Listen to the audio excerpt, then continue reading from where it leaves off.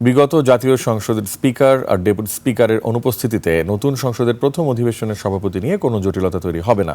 সংবিধান বিশেষজ্ঞরা মনে করেন আরও যে বিকল্প আইন বিদ্যমান রয়েছে তার মাধ্যমেই নতুন স্পিকার ও ডেপুটি স্পিকার নির্বাচনের মধ্যে দিয়ে শুরু হবে ত্রয়োদশ সংসদের যাত্রা। বাকিটা থাকছে দীপু শিকদারের রিপোর্টে।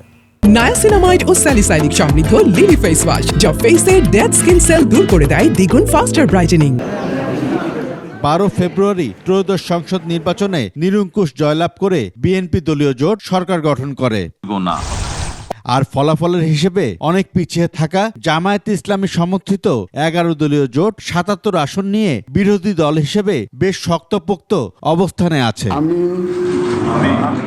গেল 17 ফেব্রুয়ারি প্রধান নির্বাচন কমিশনার, নির্বাচিত সংসদ সদস্য এবং রাষ্ট্রপতি, প্রধানমন্ত্রী সহ মন্ত্রী পরিষদ সদস্যদের শপথ পড়ান।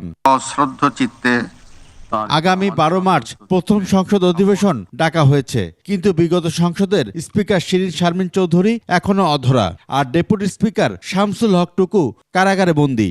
এই অবস্থায় কে আর কিভাবে সভাপতিত্ব করবেন প্রথম বৈঠকে? আমাদের স্পিকার পাওয়া যাচ্ছে না, ডেপুটি স্পিকার কারাগারে। তো সেই ক্ষেত্রে একটা আর্জেন্ট নিড আমাদের তৈরি হয়েছে। ওই দিন বসে একজন সদস্য করলো এটা নতুন প্রেসিডেন্ট হিসেবে আসবে, এই ধরনের পরিস্থিতিতে তাহলে এটা প্রেসিডেন্স হয়ে যাবে, সংবিধানে সন্নিবেশিত হবে।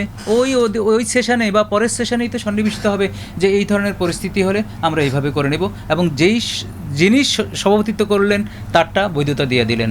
সুতরাং এক্ষেত্রে আর আমার মনে হয় এত জটিলতার কিছু নেই। আর এই আইনজীবী বলছেন পরিবর্তিত পরিস্থিতিতে প্রথম সংসদ অধিবেশন ঘিরে জটিলতার কোনো সুযোগ নেই। জাতীয় সংসদে সেখানে ধারা 5 অনুসারে বলে দেওয়া আছে যে এই ধরনের পরিস্থিতিতে রাষ্ট্রপতি যে কোনো আপনার একজন প্রতিনিধি দিতে পারবেন, যিনি এই প্রথম অধিবেশনে আপনার পৌরোহিত্য করবেন। এর বাইরে আর একটা প্রেসিডেন্স আমাদের আছে বাংলাদেশের, সেটা হলো যে প্রথম গণপরিষদ যখন হয় তখন একজন সিনিয়র মেম্বার স্পিকার ডেপুটি স্পিকারের অনুপস্থিতিতে এই প্রথম অধিবেশনের পৌরোহিত্য করেছিলেন। এমন অবস্থায় যদিও এখনো চূড়ান্ত করা হয়নি কে করতে যাচ্ছেন প্রথম সংসদ অধিবেশনের সভাপতিত্ব। দীপু শিকদার, 21 টেলিভিশন, ঢাকা।